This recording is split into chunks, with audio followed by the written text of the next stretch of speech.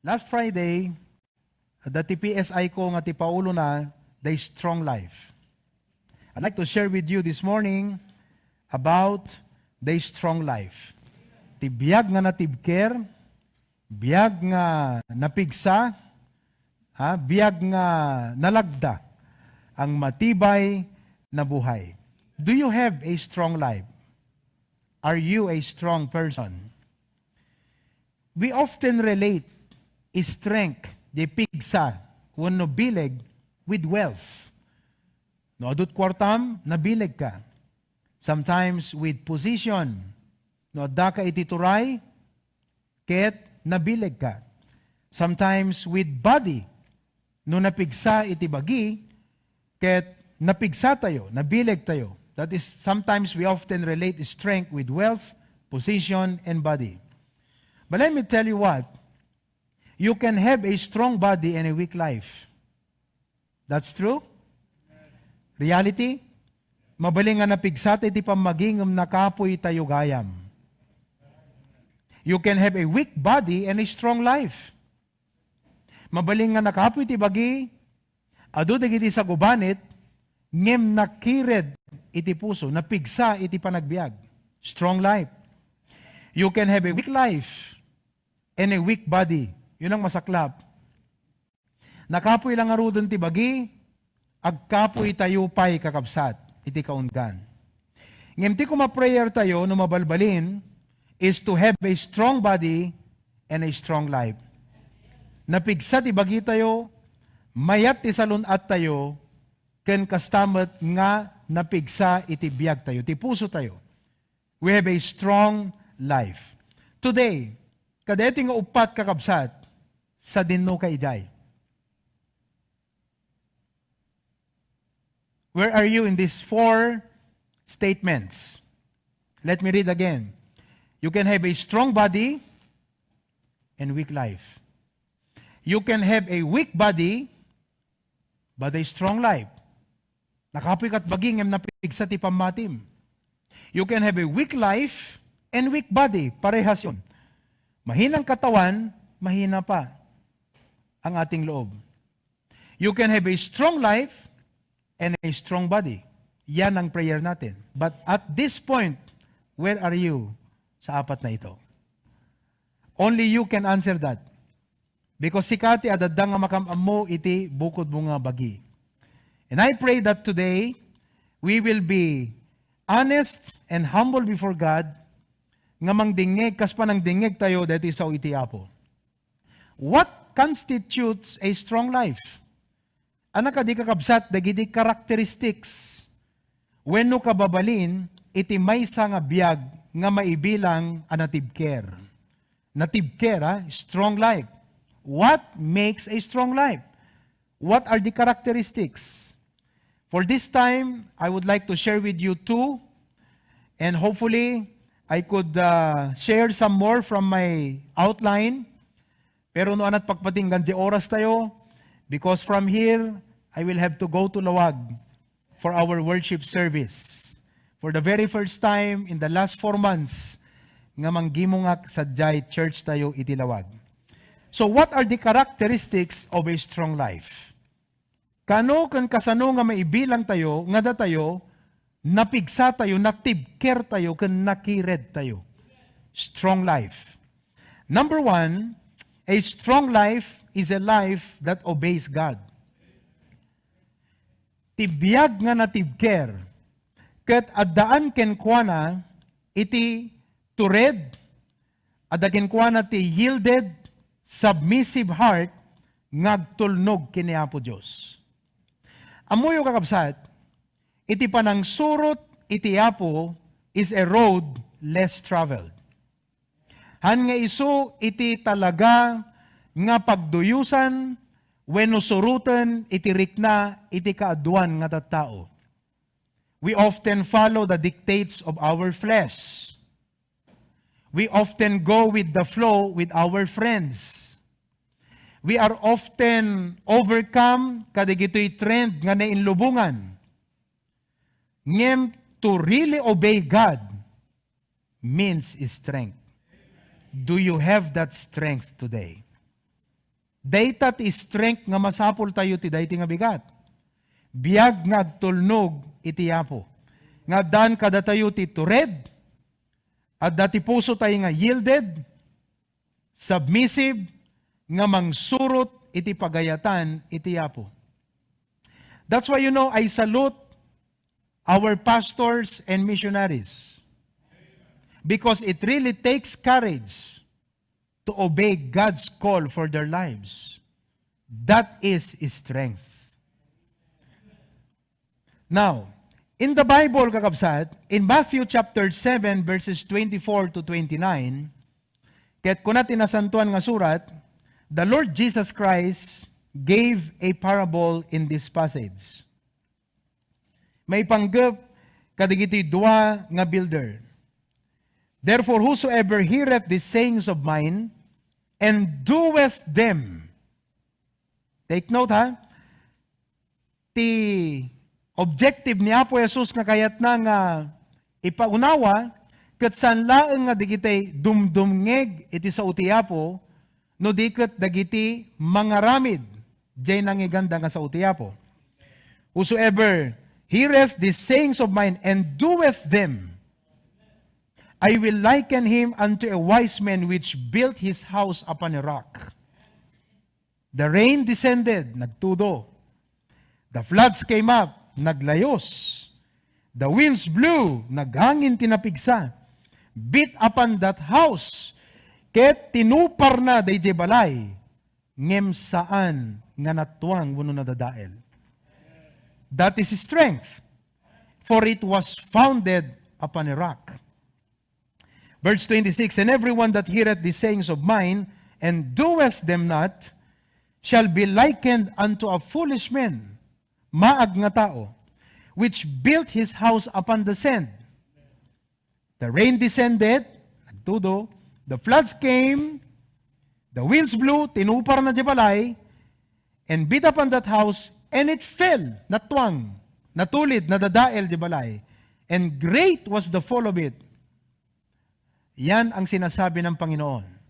Nga digiti mangsurot wenno agtulnog kadigiti sao iti yapo ket maibilang nga natibker nga tao. Based on the truth from the Lord Jesus Christ, maibilang mo kaditi biyag mo ita nga maysa ka nga natibker. Daytoy kakabsat ti pangibasaran tayo iti biyag tayo. If we are a strong person. Again, often, ti panunod tayo, ti amutay nga strong nga tao, kat dete strong ti temperamente na. Naungit. Puraw-puraw, nangisit. Very strong siya. We often relate that strength comes with wealth. Aduk kwarta na, dakkel ti maaramid na. Or position, or even body. But you know what? Real strength means that you have an obedient life. Again, it is the road less traveled. Not all people ket inclined nga agtulnog wenno mga ramid dagiti pagayatan iti yapo. Also, I find in the Bible nga ti strength ken courage ket linked. Kanang asawen agkabsat. Ti tao kakabsat nga natibker ket adda tured na. Tured nga ana. Kasi han nga aming nga tured ket maibilang ana sayaat nga kinatured. Tured nga ana. Tured nga mga ramid dagiti task nga ipapaaramid iti yapo. Is that the courage that you have today? At dakadi kada tayo kakabsat iti tured, ita nga bigat nga mga ramid iti pagayatan iti yapo. In the book of Joshua, makita tayo kakabsat, tibiyag ni Joshua, a young neophyte leader. Moses is dead.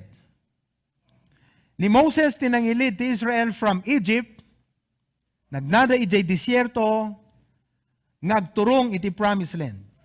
Now, he's dead. And definitely, Joshua had to embrace his call. Isu ti sumaruno nga mangilid iti nation of Israel. The land is promising. It is promised and it is promising. Na ikari, ken napintas kakabsat, iti sitwasyon na. But there are enemies and giants. Plus, first time ni Joshua to lead the people. Siyempre, han nga nalaka kakabsat. He might think, will they listen to me? Will they follow me? So here, Joshua was left with a task to do. At aramidon na kakabsat, nga ipapaaramid ti Apo kenkwana. God came to Joshua and said, Joshua, be strong and of a good courage. God is saying, for you to do my will, kailangan nga strong and courageous ka. Therefore, a strong life, a courageous life, ket may sangabiyag, nga mga ramid ken mangtungpal, dagiti pagayatan iti Apo. There are many people in the world today who appear to be very strong. They look strong, they speak like they're strong. They show the outside, on the outside, nga kasla na pigsada kakabsat. But don't be deceived. The Bible defines a strong life. Ket ti maysa nga biag nga natibker, ket biag nga agtulnog kadagiti pagayatan iti Apo. Are you obeying God? Are you doing God's will in your life? Kadagiti pa nagbasbasam ti Biblia every day. Kadagiti pa nangkitkita yu, digiti PSI nga isa-share ko every other day. Kadagiti pa nagdingdingag yu ti preaching no umay kay makigimong. Nalawag nga ipagpakita ti Apo ken ka, dagiti kayat na nga aramidem ti biag. At dakadiken ka ti tibker ken tured, nga mga ramid dagitoy nga bambanag. Until nga aramidem dagitoy nga banag, you are not a strong person. And it is our prayer, my personal prayer, nga ma-experience tayo kakabsat, the strength nga daki ni Joshua, the strength nga daki ni Elijah, Gideon, Abraham, these men and women of faith in the Bible, nga na-overcome da dagiti pagdandanagan da, the uncertainties of the future, the fears of their flesh, and the challenges ahead of them, na-overcome da kakabsat, ta nagtulnog dagat inaramid da iti pagayatan iti Apo. Do you have that strength today? Amo yung kabsat, nalawag. Amo tayo no anat ibagbaga ti Apo kanya tayo. Sometimes no umay digiti problema, pamalagip ko na tayo. Ngam adda ka diturod tayo kakabsat, nga agpakumbabay ti Apo. Tapnon, digito yung ibilang tayo nga pamalagip. Kat aturon tayo kumatibiyag, dahil ko na tayo na po. Agyamanak ka dahil nga pamalagip. Sige Apo, dahil ipagpakitam kanyak, kat aramidak dahil ibabaan iti parabor mo. That is a strong life. Furthermore, in Proverbs chapter 24, verse number 5, Proverbs chapter 24, verse number 5. Kasto iti ko natin nasantuan nga surat. A wise man is strong. Anak ano kakabsat iti karakteristik iti tao nga strong? Wise man. A wise man is strong. Yea, a man of knowledge increaseth strength. Now, in any aspect, in any respect, this is true.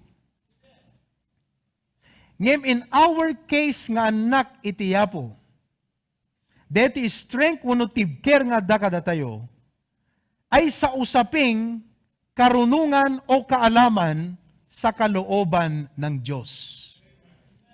Kasi amo magat, no knowledge is power ko na magat, general, deta nga min nga statement. And it is true to all aspects. No kumaadda ka iti field, iti engineering, knowledge is power. Siyempre, nagpadakder kat balay, kat awan knowledge mo, kasano nga the wisdom mo. So kasano nga maipakita, iti reflection to strength if you don't have knowledge. So, knowledge is power, wisdom brings strength, is a general statement, and it is real. Iti amin nga aspeto iti panagbiag. Pero sa usaping Christian life, usaping pananampalataya, usaping anak ng Diyos, which that's what we are today. This meeting is a meeting of God's people. Christians, servants of the Lord. We are talking about wisdom, knowledge, maipapan kadagiti pagayatan iti apo. Pinagtibay po yan, o pinapatibay po ng claim na yan sa Ephesians chapter number 5. Ephesians chapter number 5. Kastidi ko natin na santuan nga surat. Verse number 15. See then that ye walk circumspectly, not as fools, but as wise, redeeming the time, because the days are evil. Amoy, deti kat information, deti nga nasisita nga ma-realize ti tao. Redeeming the time. Agpaiso, deti nga information. 17. Amom no, the knowledge mo, 17, wherefore be not unwise, hantay nga rod nga agbalin nga minamaag, but understanding what the will of the Lord is. Urnusan tayo, DJ thought. Anak kakabsat ti maibilang nga wisdom, day pa nakaamu ken pa nakaawat, panangaramid iti pagayatan iti yapo. And based on what we have seen in the book of Proverbs 24:5, wisdom gives strength. Therefore, a strong life is a life that obeys the will of God. Usaping Christian life. Usaping pananampalataya. So, the question today nga bigat kakabsat, do you know God's will for you? Makita, maawatam ka diti, ipakpakita, iparparipirip, uno ibagbagatiyapo keng ka iti dayti nga bigat. What is God telling you in the aspect of your priorities? Schedules. What is God telling you today, amum nga nabatad ti sa utiyapo, kathan lang nga Domingo ti gimong tayo, dapat ti Domingo ti malem, dapat ti Monday night, dapat ti Wednesday. Praise God ni Tito Ray, adan iti Monday night, imay nakigimong. Do you have the strength to obey God in these aspects of your life? Blessed is that Christian nga mariknana ti parabor ti apo keng kuana. Tapno maaramid na digitoy nga ipapaaramid ti apo keng kuana. In the aspect of priority, in the aspect of giving, what is God impressing in your heart? Do you have the strength to obey God? Strength, strong will. In the aspect of soul winning, testimony, adda ka ditibker mo kakabsat nga mangipakita ken agsilaw nga digiti tao ket makita da ni Apo Jesus iti biag tayo. Do we have that strength? Do we do God's will in our lives? So a strong life is a life that obeys God. Secondly, number 2, a strong life is a life that overcomes. A life that overcomes. Nga mapagbaligyan na kakabsat, dagiti bagyo, papanubok, problema, parikot, ken sulisog, nga mang sulisog iti pamati, nga sumangbay iti panagbiag tayo, nga kas anak iti apo. Christian life is not carefree. Anak ka na sa unti carefree. Han nga, no nagbaling kang Kristiyano, kut awang pagdanaganin. When no awanan, dagiti sumangbay nga, mangsulisog, iti commitment ken pamatim iti apo. Adda ken adu kakabsat. Ken haan nga agsarsardeng. Agsasarunulat ta kakabsat. Dagiti sumangbay nga mangsuot, kadagiti pamati tayo nga kas anak iti apo. A strong life is able to overcome, masurpasan na amin digitoy. Mapagbaligyan na amin digitoy. Now, is that possible, Pastor? The Bible says in Philippians 4:13, Paul clearly said, I can do all things. Tika na sound, dati I can do, hanga dati, kayak ti tumayab, kayak iti agpaot ti mesa oras yan taunag ti danong awan oxygen ko, kayak iti lumagto yan ti 10 story. No, that's not what it means. What Paul is saying is, mabalinak. Ibig sabihin, I can overcome all things through Christ, which strengtheneth me. Now, Paul was not always, ni Paul kakabsat, is strong ti personality na. Yung makita yun kasunod pinang tukol ti apo keng kuana. Ni Paul, ada mabalin nang ipanakil nga posisyon. Ngam kita nyo kakabsat, ti pinangikat ti apo dayjay nga kinapalangguad keng kuana. Ni Paul kakabsat, kat adaken kuana iti, hanman nga isuk kabaknangan ngem, adda mabalin na iti panagbiag. Ngem amin di gitoy, nasursuro ni Apostol Pablo nga hanga isot nagtakderan na, nga inbilang na, nga iso iti bileg kired ken sariked ked na ti panagbiag. Nasursuro na kakabsat, nga kunana ni Kristo ti sariked-ked ko. Ni Kristo ti bileg ko. Ni Kristo iti pigsak. Kaya muyo kas pa nag-grow tayo ti Christian life, umuneg nga umuneg, daytoy nga kinapudno, iso iti masukalam. Ket no di mo pa'y nasukalan, daytoy nga banag, ituloy mo lat na ti agro, masukalam tulat ta.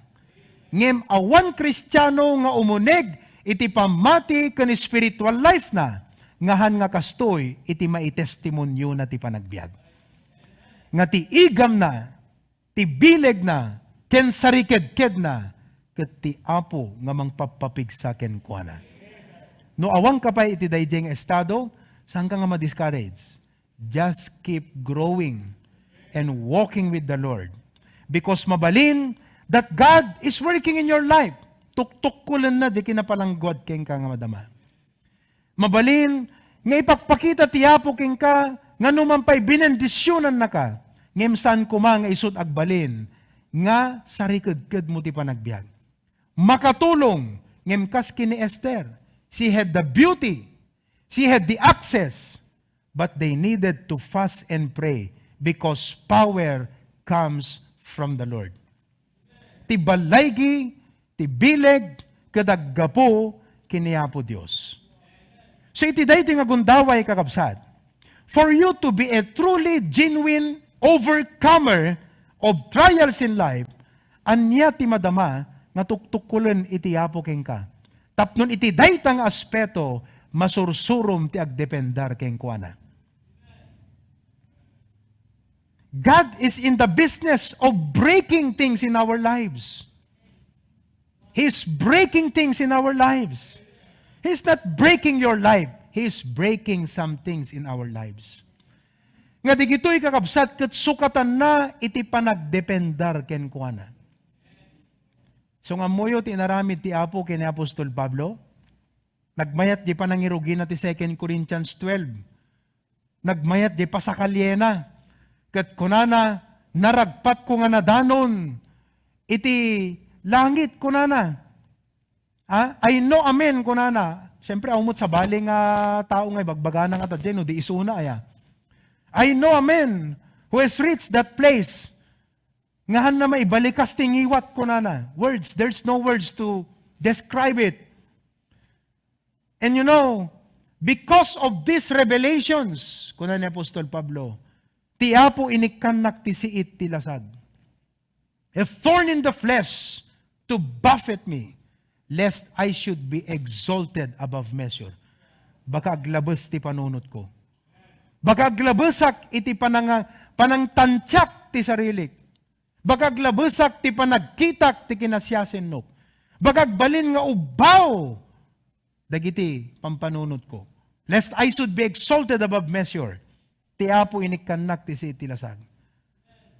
And I asked the Lord 3 times to remove it from me. But God said no. My strength is made perfect in weakness. So idinaawatan ni Apostol Pablo, in-embrace na daytoyen ti puso na ket kunana, okay, I will accept this reality in my life. Taisut wagas ti Apo nga mangpapig sa kanyak. For when I am weak, then I am strong. Therefore, I take pleasure, pagragsakak, ti adu nga saksakit, in infirmities, in reproaches, panakumumsi, in persecutions, in distresses, in necessities. For when I am weak, then I am strong. Kakabsat, kitaan nyo kuma, DJ, side, nga ti Apo, katapnon ti kasta mapagbalin na ka nga overcomer to make you a strong Christian. Because nobody starts strong in the Christian life. Everyone starts excited in the Christian life.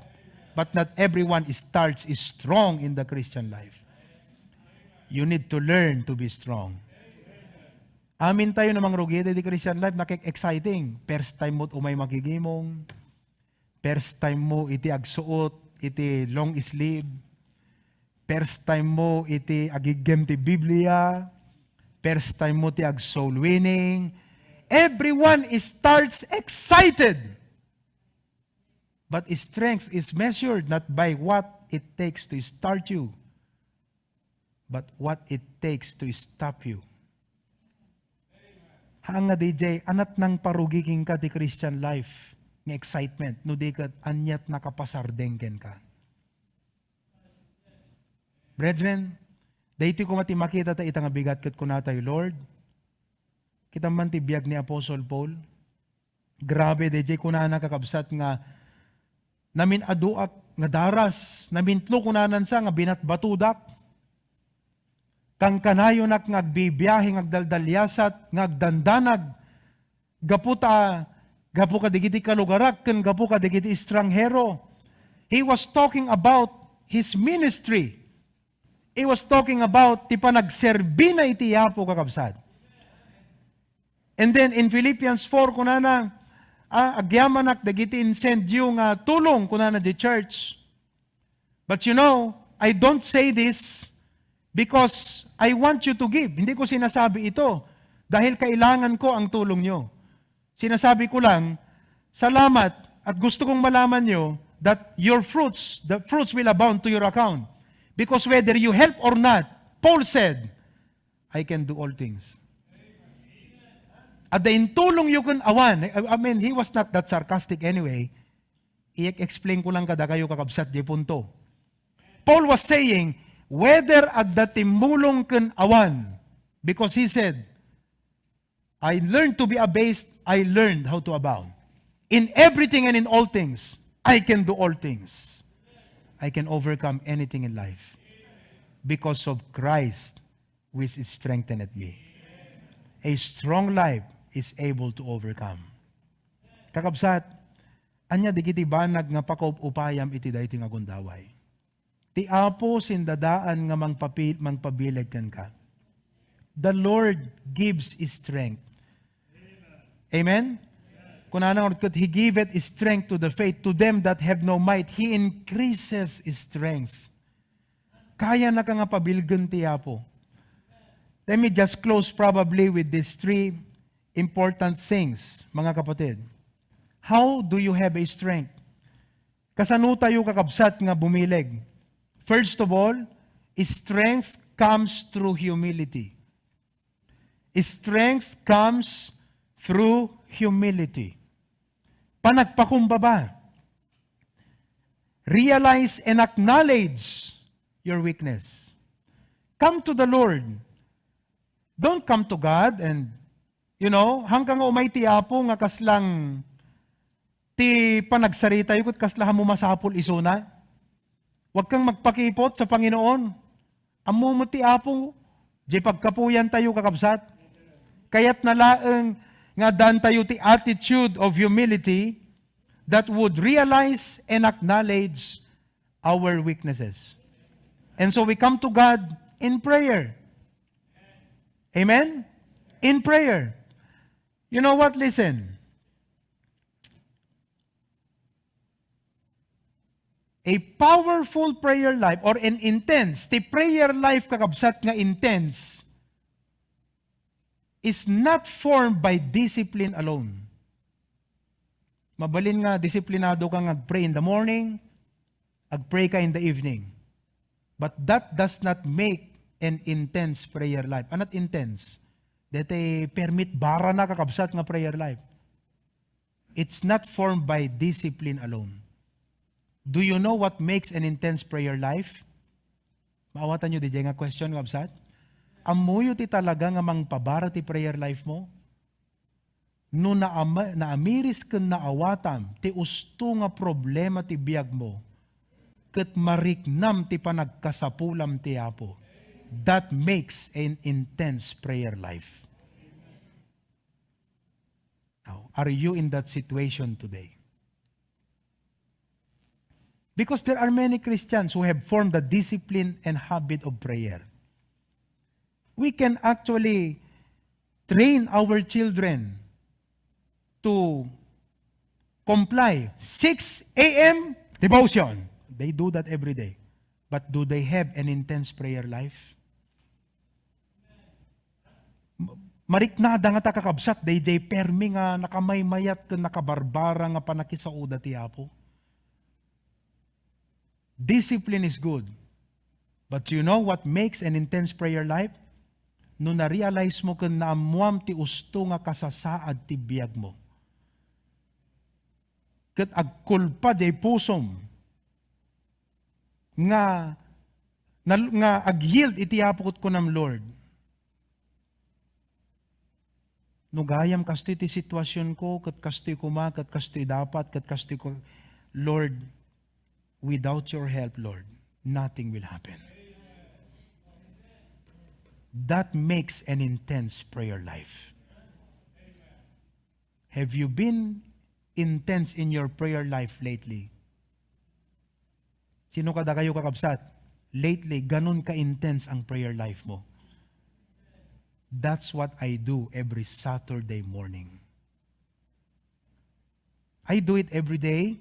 I have the habit and discipline and schedule to pray every day. Quiet time every morning. But not as intense as Saturday morning. Once a week. I wish I can do it every day. But as a child of God, I need strength to do His will. I need strength to overcome the gitoy nga banbanag tapnon. I come out victorious in faith, shining and inspiring others to hope and trust in the Lord. I want my life to be a living encouragement to people that God is alive, that God is good, that you can trust in Him. You must obey Him. You must follow Him. That serving God is the greatest thing you can do with your life. I need to come out strong, obeying the Lord in my life. So ano kararagagon ko nakapo, daytoyen te Isaiah 40:31, but they that wait upon the Lord. Daytoyen apo te 2 Corinthians 12:9, when I am weak, then I am strong. Apo, hangko kayat nga lipatan, apo, hangko kayat nga ikatan jay panunot ko, jay kadagsen iti problema, ta isut mang pa-intense tiya asidig cooking ka, apo. Amuyo kakabsat, nagmayat nga dete, riknaem laktano kasanot ka sa kasakit kadagsen ta problema. But don't end there. Because the moment you end there is called self-pity. Ngem usaram dayjay kakabsat nga case to argue with the Lord and say, Lord, have mercy on me. Use that case to argue with God. And that case is a winning case. Always a winning case. Because when you are weak, you are strong. Especially kakabsat kat ada ni Jesus Christ nga mangyabugado kada tayo. The high priest, nga the Bible says, he which cannot be touched, he can be touched with the feeling of our infirmities. He knows what you feel. So kung imay kan kat ko nam, Lord, you've got to be merciful on me. Jesus will say, Father, I know how he feels. I know how he feels. Iabugado na katiyapo. Are you a strong person? Do you have a strong life? Kada kay nga buy-buya, Sapit na bendisyon kay kadayto nga mensahe. Bow your head in prayer, please. Ituloy tayo tumalim. Palubos ti Apo. Lord, thank you so much. Saya atin na po. Nga maamuami ti dayti nga bigat. Nga halaeng nga dayti pa nang schedule kan disiplina mi nga agkararag everyday. Ti mamagbalin nga nasged, gumilgil ayab iti panagkararag mi. No dikat DJ panaka big panakaamiris mi ti usto nga condition mi. Ket ti panagkasapula mi king nga no saan nakam nga kaasyan na po. Ket saan nakam nga tulungan. Anak ko mat magudgudilan digitoy apo nga laing mi.